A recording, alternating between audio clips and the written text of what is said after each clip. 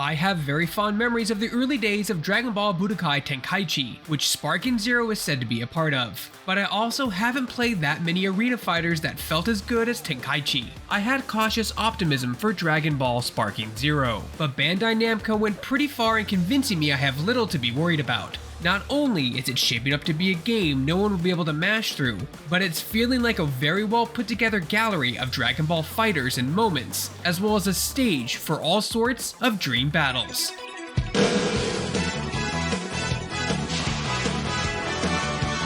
To my utter delight, Bandai Namco's latest build of Dragon Ball Sparking Zero had nearly every character the game is going to feature available. That included everyone from Yajirobe and Frieza's henchman Kui, all the way up to Sensenron and Broly, and everyone in between. Dragon Ball Sparking Zero plays as many Dragon Ball arena battlers do, with characters flying around the battlefield and lobbing a bevy of martial arts and energy attacks at each other. Every character has a few auto combos, a series of regular skills and attacks that use a limited key bar, and a super attack that can be used when powered up fully and in a special sparking state. But more on that later.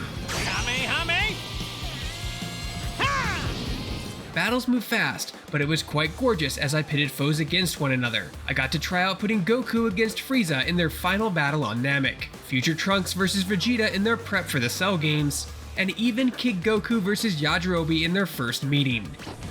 Yajirobe? Put him up! I don't have a clue why you're so little now, but I still don't want to fight you. I also got to try some hilariously one-sided fights like Beerus vs Babidi, Fused Namasu vs Mr. Satan, and Kui vs Super Saiyan Broly.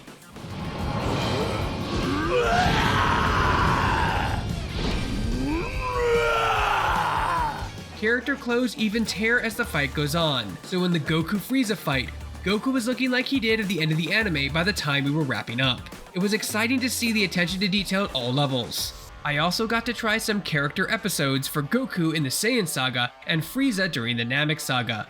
These are Sparking Zero's story mode, but there's a very interesting twist to them. You can take them off the beaten path of the canon story. Goku's episode had the option to where you could choose to bring Piccolo, or leave him behind to fight Raditz alone. Meanwhile, Frieza's story has a path where we see what plays out if he had beaten Goku on Namek. These options spice things up, and seem like they're going to make the character episodes fun to explore.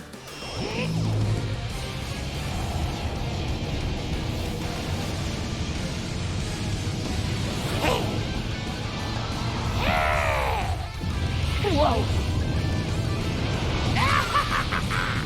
I mentioned before that this isn't a game you can mash through. That's especially true with the CPU on hard. There are dodge and parry options that let you block your opponent's attacks, and then attempt to launch a counterattack, as well as certain types of combos that work better on certain enemies depending on their size.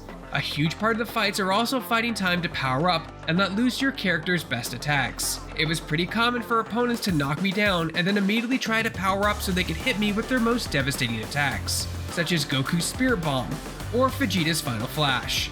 You're a real pain in the neck.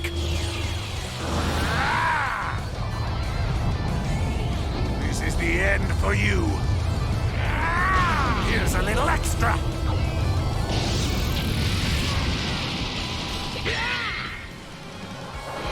Well now, you're all talk.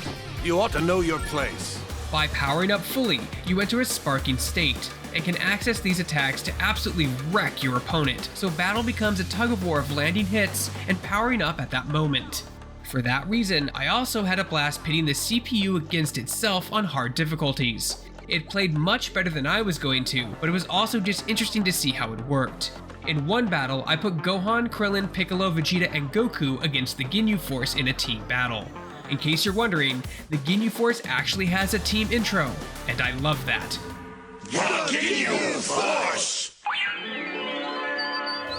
But then it was also awesome to see them all throw down at the hardest level the game offers. It made me realize how pretty this game is, and how much variety they've packed in. Oh, I won? Well, I guess I just got lucky.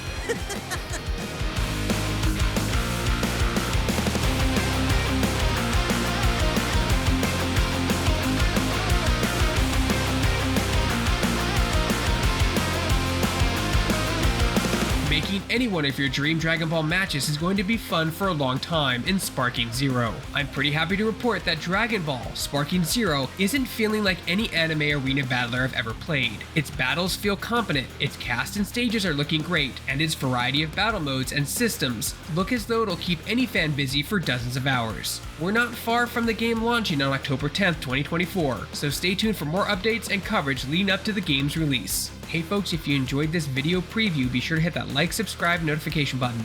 It's 3 small clicks for you, but means the world to us. For more video previews and everything else gaming related, you're already in the right place. You're on Shacknews.com.